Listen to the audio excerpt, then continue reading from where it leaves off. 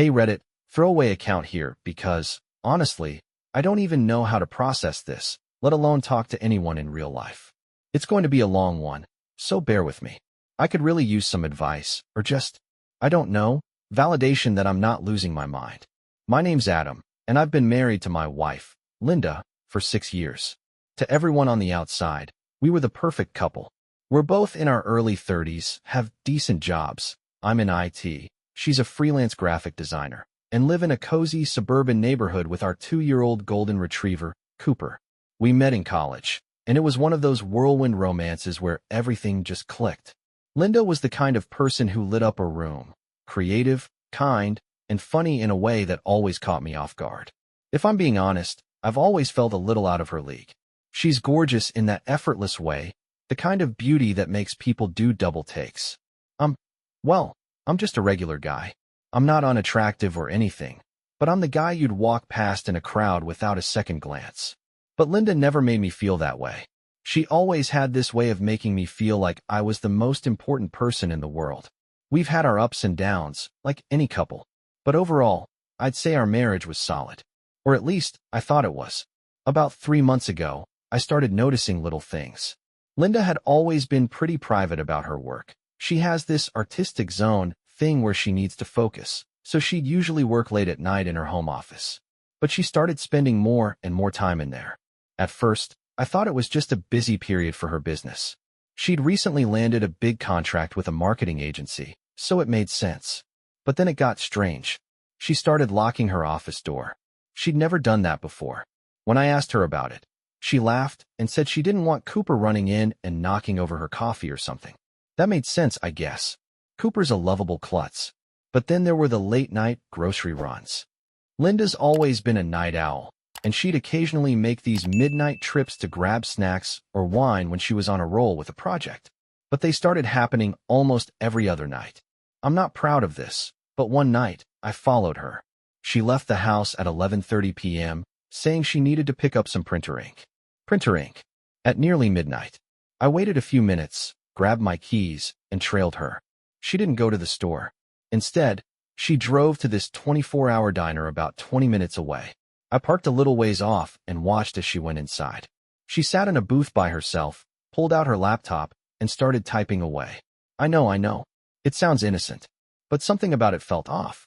Who goes to a diner at midnight to work when they have a perfectly good office at home?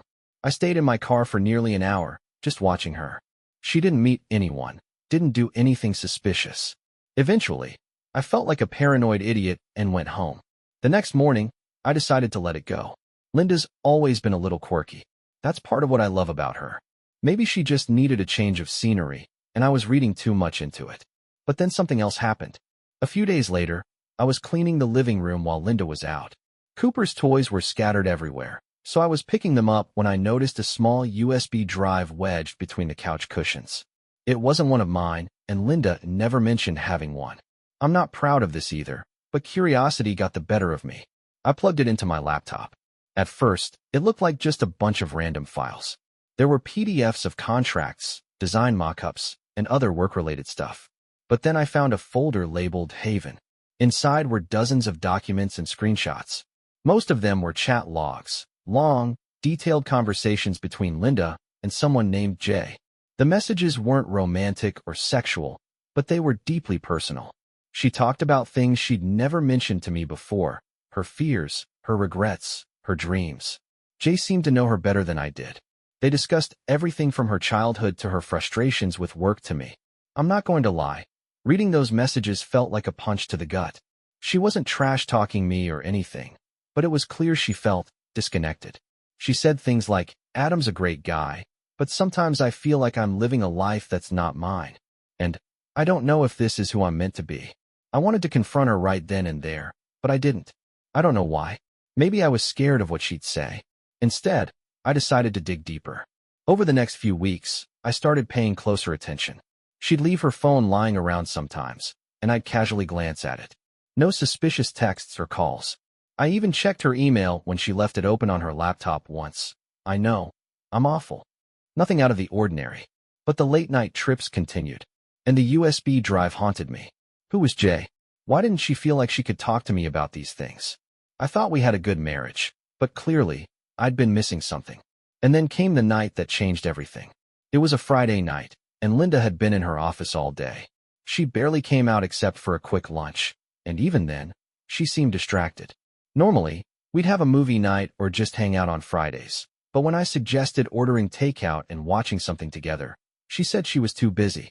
By 11 p.m., I was lying on the couch with Cooper, flipping through channels. Linda came out of her office and grabbed her purse. "I'm heading out for a bit," she said casually, like it was no big deal. "Where are you going?" I asked, trying to keep my tone light. I didn't want to sound accusatory, even though my stomach was in knots. "Just the store? I need some stuff for a project." She didn't even look at me as she said it, which only made me more suspicious. I nodded, pretending to accept her excuse. "Okay, drive safe."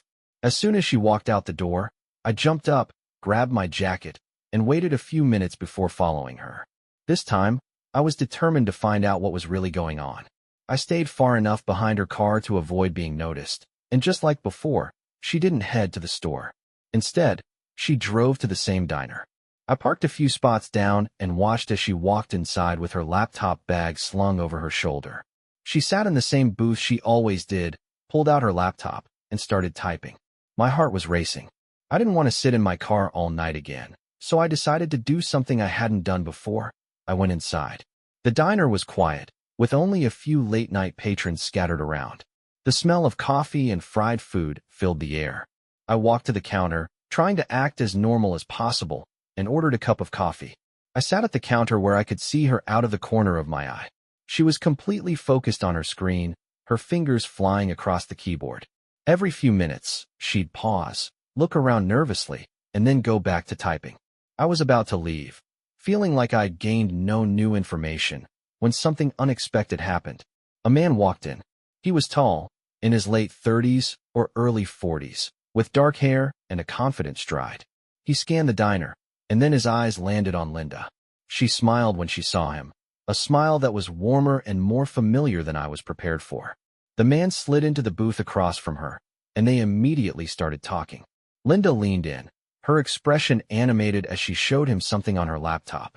He nodded, occasionally glancing at the screen and then back at her.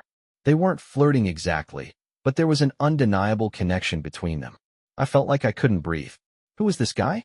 Was he Jay? Were they working on something together, or was it something more? My mind was spinning with possibilities, none of them good. After about 20 minutes, Linda closed her laptop and slid it back into her bag. The man stood up, and they walked out together. I quickly threw a few bills on the counter and followed them, trying to stay out of sight. They didn't get into the same car, which was a small relief, but they did stand by Linda's car talking for a while. She handed him something, what looked like a small envelope, and he nodded, slipping it into his coat pocket before walking away. Linda got into her car and drove off. I sat in my car, watching the man as he walked to a sleek black SUV parked a few spots away. He got in, and I debated whether I should follow him. Ultimately, I decided against it. I didn't want to risk losing Linda on the drive home or making things worse by getting caught. When I got home, Linda was already there. She was sitting on the couch, scrolling through her phone like nothing had happened. Cooper wagged his tail and ran over to me, oblivious to the tension building in the room. "Hey," she said, glancing up at me. "You were out late." "I could say the same about you," I replied, trying to keep my voice steady. She looked at me for a moment, her expression unreadable, and then shrugged. "Just needed some fresh air." I wanted to scream, to demand answers, but I didn't. Instead, I nodded and headed to the bedroom, saying I was tired. I lay awake for hours, replaying everything I'd seen that night. I didn't know what to do or how to approach her without driving her further away. The next day, Linda was back in her office, and I decided to dig deeper. I needed to know who that man was and what their connection was. I remembered the USB drive I'd found and opened it again, combing through the files for any mention of him. That's when I found a document labeled Blueprint. It wasn't what I expected. It wasn't a love letter or a project plan. It was a map, a literal map of a location I didn't recognize, with markings and notes scribbled all over it. At the bottom of the document, there was a single line of text. "Jay will be at Haven on the 15th at 9 p.m. It was January 12th. I had 3 days to figure out what Haven was, who Jay really was, and what my wife was up to. I couldn't shake the feeling that haven wasn't just a random word. It had to mean something. I spent hours that day trying to figure it out, searching online for any connection. Was it a place? A code? A metaphor? I was coming up empty. Finally, inspiration struck. I decided to search for haven in the context of the map from the USB drive. I zoomed in on the markings and realized there was a name scrawled in tiny, faint handwriting near the bottom corner. East Haven Park. It was a local nature reserve about an hour from where we lived. I'd never been there, but Linda and I had driven past it a few times on our way to visit friends. It seemed too coincidental to ignore. My heart raced as I checked my phone calendar. The 15th was a Sunday, and I decided right then that I'd go to East Haven Park that evening. If Linda was meeting Jay there, I needed to see it for myself. That night, I kept things as normal as possible. Linda seemed her usual self, joking about Cooper's antics and showing me a few of her design drafts. I smiled and nodded, but my mind was miles away, turning over every possible scenario. Who was this man? What was their relationship? And why did it feel like my wife was leading a double life? The next 2 days were agonizing. I played my part, pretending everything was fine while secretly preparing. I didn't tell anyone about what was going on, not my friends, not my family, not even my coworker Dan, who usually served as my sounding board for personal issues. I was too embarrassed, too unsure of what I'd find. What if I was wrong? What if this was all some huge misunderstanding? On Sunday, Linda seemed restless. She spent most of the day in her office, and when she came out around 7 p.m., she looked unusually polished. She was wearing a coat I hadn't seen in years, a sleek black trench coat she usually saved for formal occasions, and her makeup was understated but perfect. My heart sank. She wasn't going to a meeting or a casual outing. Whatever this was, it mattered to her. "I'm heading out for a bit," she said, grabbing her purse. "Work stuff again?" I asked, keeping my tone light. She hesitated for just a fraction of a second before nodding. "Yeah, I shouldn't be too long." I nodded, forcing a smile. "Okay, have fun." As soon as the door closed behind her, I grabbed my keys and coat. I'd parked my car down the street earlier that afternoon, so she wouldn't notice me leaving. I waited a few minutes to give her a head start, then drove toward East Haven Park. When I arrived, the place was almost deserted. It was a chilly January night, and the sky was pitch black except for the faint glow of the moon. I parked in the lot near the main entrance and scanned the area. A few cars were scattered around, but none of them looked familiar. I waited, my heart pounding, until I saw her. Linda was walking toward a clearing, her figure silhouetted by the faint light of a lamppost. She wasn't alone. The man from the diner, Jay, was with her. I stayed in the shadows, watching as they walked deeper into the park. Linda seemed tense, glancing around nervously, while Jay appeared calm and composed. They stopped near a bench in the clearing, and I crept closer, staying just out of earshot. Linda pulled something out of her bag, a folder, from what I could tell, and handed it to Jay. He flipped through it quickly, nodding as he read. They spoke quietly, their words muffled by the wind, and I strained to catch anything I could. Finally, Jay's voice carried over to me. "This is good. The final step's in place." Linda nodded. I need to know this is worth it. That I'm not ruining everything for nothing." Jay placed a hand on her shoulder, and I felt a surge of anger and jealousy. "It'll be worth it," he said firmly. "You're doing the right thing." I couldn't take it anymore. I stepped out of the shadows, my voice trembling with emotion. "Linda." She froze, her eyes wide with shock. "Adam, what are you doing here?" Jay turned to face me, his expression unreadable. Up close, he seemed even more intimidating, taller than I'd realized, with an air of authority that made my stomach churn. "I could ask you the same thing," I said, trying to keep my voice steady. "What's going on here, Linda? Who is this guy?" Linda stammered, searching for words, but Jay stepped forward. "Adam, it's not what you think," he said, his tone calm but firm. "Then tell me what it is," I shot back.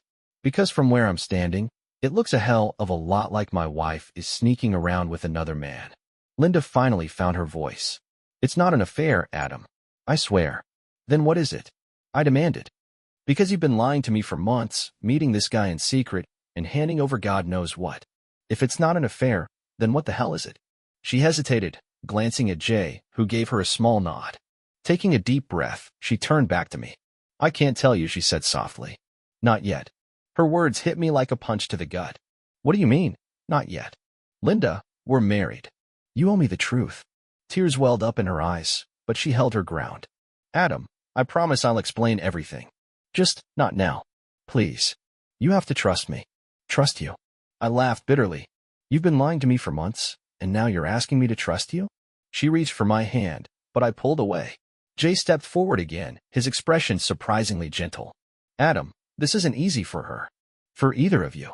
But you need to give her time. I shook my head, feeling a mix of anger, confusion, and heartbreak. Time for what? I asked, my voice breaking. What are you hiding? Linda looked at me, her eyes filled with guilt and something else I couldn't place. Just, please, go home. I'll explain everything soon. I promise. I went home that night feeling like a hollow shell of myself. Linda didn't come home for another hour, and by the time she did, I was in bed, pretending to sleep. My thoughts were racing, my mind a whirlwind of anger, sadness, and suspicion. Every time I closed my eyes, I replayed the scene at the park. Her tear-filled expression. The cryptic way she said, not yet. Jay's calm assurance, as if he was the one in control of everything. I wanted to confront her again, but I didn't know how to begin. A part of me was terrified of pushing her further away, of losing her entirely. Another part of me, a louder, angrier part, wanted to demand answers and let the chips fall where they may. The next morning, I got up early, hoping to avoid her, but she was already in the kitchen, sipping coffee and scrolling on her phone. She looked exhausted, dark circles under her eyes, her usually vibrant demeanor subdued. Morning, she said softly, as if testing the waters. Morning, I replied curtly, grabbing a mug and pouring myself coffee. There was a heavy silence between us, broken only by Cooper's excited barking as he chased a toy around the living room. Normally, Linda and I would laugh at his antics, but not today. Today, the weight of unspoken truths hung between us like a storm cloud. Adam, she finally said, her voice trembling. About last night. I put my mug down and turned to face her. Don't, I said sharply. Don't say anything unless you're ready to tell me the truth. She flinched, and for a moment, I thought she might actually tell me everything. But then she shook her head, her eyes glistening with unshed tears. I can't. Not yet. The words felt like a slap. I scoffed, unable to hide my frustration. You keep saying that. Not yet. What does that even mean, Linda? Are you waiting for some magical moment when it'll all make sense? Because I don't see how anything about this could ever make sense. She looked down at her hands, her fingers trembling as she fidgeted with the edge of her sweater. I just need more time. Please, Adam. Time for what? I snapped. To decide if you're leaving me? To figure out how to explain whatever it is you're doing with him. It's not like that, she said, her voice rising. You don't understand it. Then help me understand. I interrupted, my voice louder than I intended. Because right now, all I see is my wife sneaking around, meeting another man, and lying to my face. Her lip quivered, and for a moment, she looked like she might crumble. But instead of breaking down, she stood up, her chair scraping against the floor. I can't do this right now, she said, her voice barely above a whisper. And just like that, she walked away, leaving me alone in the kitchen with nothing but my swirling thoughts and a cold cup of coffee. The days that followed were unbearable. Linda threw herself into work, spending even more time locked in her office. Our conversations were stilted, our once easygoing dynamic replaced by tension and awkward silences. I couldn't stop replaying the night at the park, wondering what she and Jay were planning and why she felt the need to keep it from me.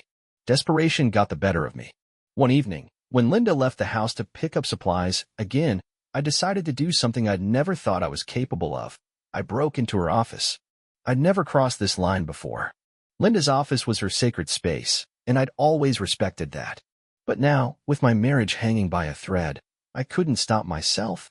I searched her desk, her drawers, her filing cabinets, looking for anything that might give me answers. At first, I found nothing out of the ordinary. Sketchbooks filled with design ideas, client contracts, and invoices, all perfectly normal for her freelance work. But then I noticed her laptop bag, tucked neatly in the corner. My hands trembled as I opened it, pulling out her laptop and a thin leather notebook.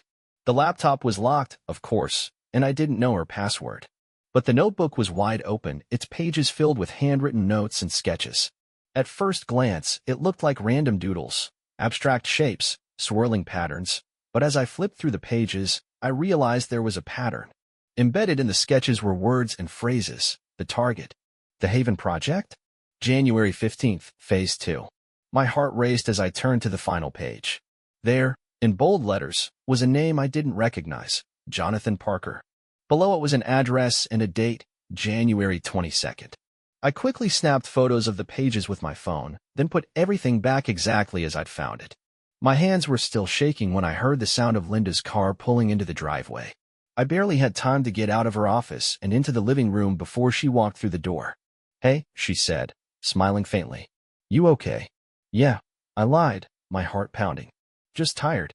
She nodded, not pressing further. But as she walked past me, I couldn't help but feel like she knew I'd been in her office. Maybe it was paranoia, or maybe it was the guilt gnawing at me. Either way, I knew I couldn't keep this up much longer. That night, as Linda slept beside me, I stared at the ceiling, my mind racing. Who was Jonathan Parker? Was he another piece of this puzzle, or was he the key to unraveling the whole thing? And what was happening on January 22nd? I didn't have answers yet, but I knew one thing. I couldn't wait for Linda to tell me the truth. I had to find it myself. And so, I made a decision. I was going to track down Jonathan Parker. Whatever he knew, whatever his connection to Linda and Jay was, I needed to find out. I just hoped I was ready for what I'd uncover. The following evening, I found myself parked in my car outside Jonathan Parker's address, staring at the modest two-story house as the weight of my decision pressed heavily on me. The street was quiet, lined with trees that swayed gently in the winter breeze. Every instinct screamed at me to leave, to turn around and forget this madness. But I couldn't. I was too far in now. I hadn't told Linda where I was going, and I wasn't even sure what I'd say to Jonathan if he answered the door. What could I even ask? "Hi, I'm Adam, Linda's husband. Why is your name in her secret notebook? And what's going on with this Haven thing?" It sounded absurd even in my head. Still, I knew I had to do something. So, gathering my courage, I got out of the car, walked up the driveway, and rang the doorbell. The sound echoed through the house, followed by the faint shuffle of footsteps. The door creaked open, revealing a man who looked to be in his early 50s. He had a weathered face, glasses perched on his nose, and a look of mild curiosity as he glanced at me. "Can I help you?" he asked, his voice calm but cautious. I hesitated, my heart pounding. "Are you Jonathan Parker?" He nodded slowly, his eyes narrowing slightly. "Yes, I am." "And you are?" "Adam," I said quickly. "Adam Anderson. Look, I know this is going to sound strange, but I think you know my wife, Linda." The mention of her name made him freeze. His eyes widened slightly, and for a moment, I thought he might slam the door in my face. But then he sighed, stepping back to gesture me inside. "Come in. I think we need to talk." Jonathan led me into a cozy living room with a crackling fireplace and walls lined with bookshelves. He motioned for me to sit on the couch while he disappeared into the kitchen, returning moments later with 2 cups of coffee. I was too on edge to drink mine, but I gripped the mug tightly, grateful for something to hold. "So," he began, sitting across from me in an armchair, "you're Linda's husband." I nodded. "That's right. And I'm here because, well, I found your name in something of hers. A notebook. It had your name, this address, and today's date. I need to know what's going on." Jonathan rubbed his temples, letting out a long breath. "I was afraid this would happen," he muttered. "Adam, what do you know about Haven?" The question caught me off guard. I wasn't sure how to answer. "Not much," I admitted. "I know it's some kind of project Linda's been working on with someone. A man named Jay. And I know it's been tearing my marriage apart." Jonathan frowned, leaning forward. "You've got it all wrong," he said softly. "Haven isn't what you think it is. It's not a project. It's a place." "A place," I repeated, confused. He nodded. "It's a secure location, hidden in plain sight. A safe haven, if you will, for people who need protection." I stared at him, my mind reeling. Protection from what? Jonathan hesitated, as if weighing how much he could tell me. Finally, he said, "From people who mean them harm. People who might want to silence them for knowing too much or speaking out against the wrong people." None of this was making sense. What does that have to do with Linda? Why is she involved? He gave me a sad smile. "Because she's helping someone who needs it. She's been working with me and a few others to create false identities, secure travel documents, and relocate individuals who are in danger." My heart sank. Who was she helping? Jonathan's expression turned serious. "A whistleblower. Someone who's exposed a very powerful organization for some very illegal activities. Linda is designing documents that will hold up under intense scrutiny. It's risky work." I sat there in stunned silence, trying to process everything. Why didn't she tell me? I finally asked, my voice hoarse. Because she couldn't, Jonathan replied. The less you knew, the safer you were. The people she's up against aren't the kind you want to cross. If they thought for a second that you or Linda knew anything about this, you'd both be in danger. Danger. The word sent a chill down my spine. I thought back to Linda's behavior over the past few months. The late nights, the secret meetings, the fear in her eyes when I confronted her. It all made sense now. She wasn't cheating. She was protecting me. I don't understand, I said, shaking my head. Why did she have to do this? Why couldn't someone else handle it? Because she's the best at what she does, Jonathan said simply. And because she wanted to help. She believes in what we're doing, even if it comes at a cost. I felt a wave of guilt crash over me. All this time, I'd been accusing her of betrayal, when in reality, she'd been putting herself at risk for something she believed in. And yet, I couldn't shake the anger completely. She'd kept me in the dark, lied to me, and pushed me away. What happens now? I asked, my voice barely above a whisper. Jonathan leaned back in his chair, his face grim. That depends on you. Now that you know the truth, you're in this too. And that means you have a choice to make. You can either support Linda and help her see this through, or you can walk away. Walk away? The thought was unbearable. But could I really step into this dangerous world with her? Could I handle the secrets, the risks, the lies? I need time to think, I said finally, standing up. Jonathan nodded. I understand. Just know that whatever you decide, Linda's actions were never about betraying you. She loves you, Adam. Everything she's done has been to protect you and the life you've built together. I left the house feeling more conflicted than ever. The truth had shattered me in ways I hadn't expected. Linda wasn't the person I thought she was, but not because she'd been unfaithful. She was braver, stronger, and more selfless than I'd ever imagined. The question was, could I accept this new version of her? And could our marriage survive the fallout? When I got home that night, Linda was sitting on the couch, her legs tucked under her, a book in her lap. Cooper lay at her feet, his tail thumping lazily against the carpet as he looked up at me. She glanced up when I walked in, and I saw a flicker of nervousness in her eyes, an expression I now recognized as the weight of her secrets. Hey, she said softly, putting the book down. You were out late. I could say the same for you these past few months. I replied, my voice sharper than I intended. I was exhausted, mentally, emotionally, and physically, and the weight of what I'd learned from Jonathan Parker hung heavy in the air between us. Linda winced, but didn't respond right away. She looked down, her hands fidgeting in her lap. Adam, she finally said, her voice trembling. I know you've been upset, and I know you probably have a million questions, but… Stop, I interrupted, holding up a hand. I already know. I know about Haven. I know about Jonathan Parker. I know what you've been doing. Her head snapped up, her eyes wide with shock. How? I went to see him, I said, cutting her off. I found his name in your notebook, and I needed answers. Since you weren't giving them to me, I went straight to the source. Linda's face went pale. For a moment, she looked like she might cry, but then she closed her eyes and took a deep breath. Adam, she said, her voice barely above a whisper. I can explain. I already have the explanation, I said, feeling my anger bubble to the surface. What I don't understand is why you didn't tell me. Why you kept me in the dark while you were risking everything. Our marriage, your safety, everything. For something this dangerous. She opened her eyes, and tears were streaming down her cheeks. I didn't tell you because I was trying to protect you, she said, her voice breaking. The people we're dealing with, Adam, they're not the kind of people you can afford to cross. If they knew you were involved, even by association, they wouldn't hesitate to come after you. So instead, you just lied to me? I asked, my voice rising. You locked me out of your life and let me think. What? That you were cheating on me? That you didn't care anymore? Her face crumpled at my words. I didn't want you to think that, she said, her voice shaking. I hated lying to you, Adam. Every day, I hated it. But I didn't know what else to do. If I told you the truth, you might have tried to stop me, and I couldn't let that happen. These people, they need me. And what about me? I shot back. Don't I need you too? Don't we matter?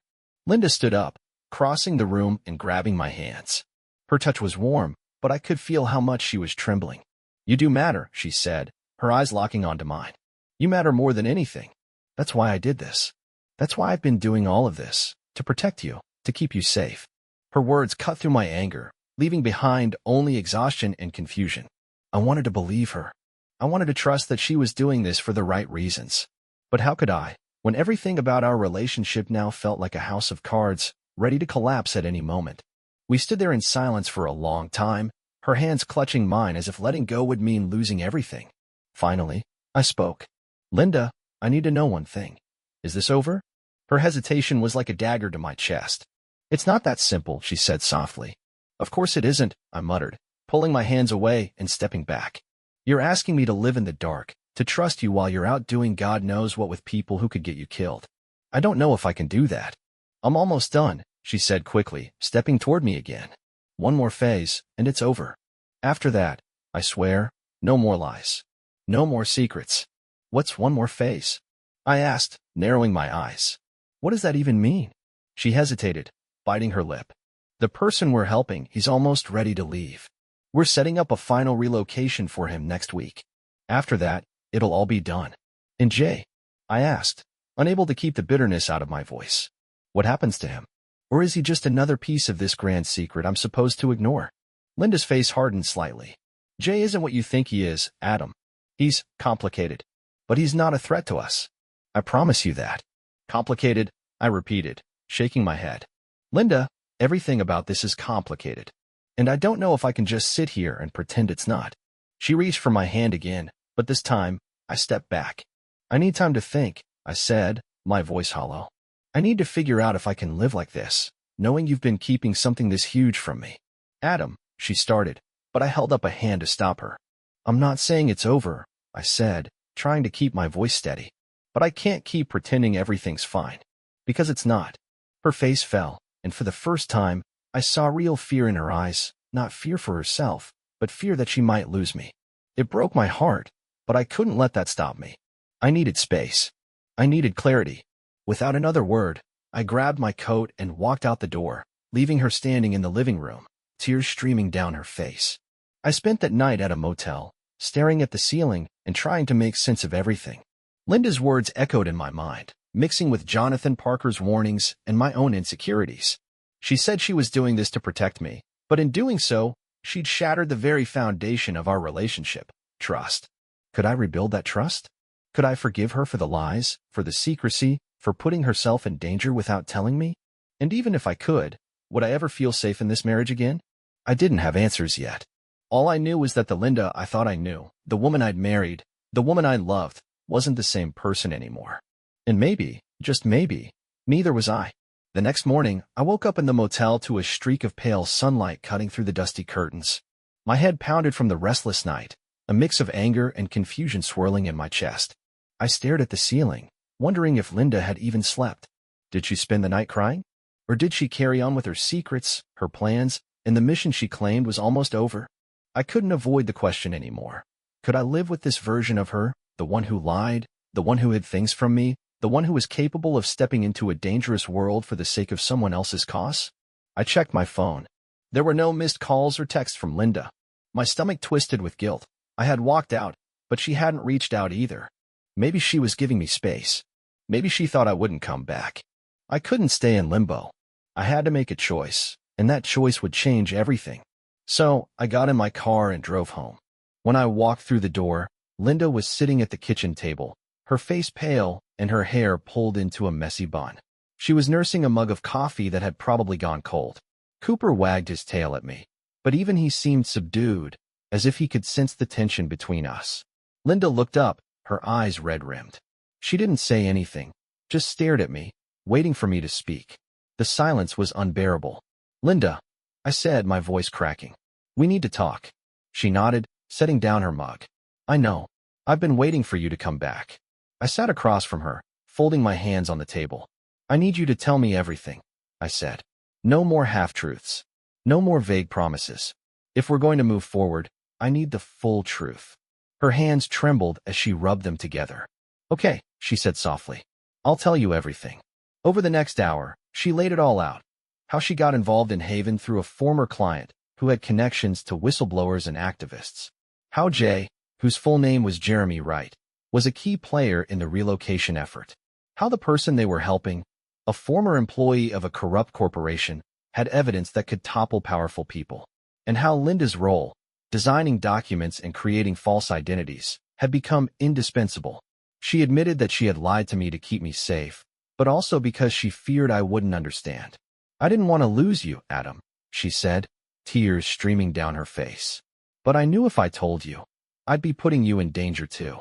When she finished, we sat in silence for a long time. I could feel her watching me, waiting for my reaction, but I didn't know what to say. Part of me wanted to yell, to demand why she hadn't trusted me enough to share this burden from the start. But another part of me, perhaps the more rational part, knew why she had done it. "You should have told me," I said finally. "From the beginning. You should have trusted me enough to let me help you." "I know," she whispered. "And I'm so sorry. I'll regret that for the rest of my life." I looked at her, the woman I had loved for so long, and I saw not just the lies and the secrets, but also her strength, her determination, and her deep desire to do something meaningful. I realized then that I still loved her, but love alone wouldn't be enough. We had to rebuild trust, piece by piece, if we had any hope of saving our marriage. "Here's the deal," I said, my voice firm. "If we're going to move forward, no more secrets. If you're still involved in Haven, I want to know about it. I want to know what you're doing, who you're meeting, and why." She nodded, her eyes filled with relief and gratitude. "I promise. No more secrets." It wouldn't be easy. I knew that. But as I reached across the table and took her hand in mine, I felt a spark of hope. We'd been through hell, but maybe, just maybe, we could find our way back to each other. For the first time in months, I allowed myself to believe in us again.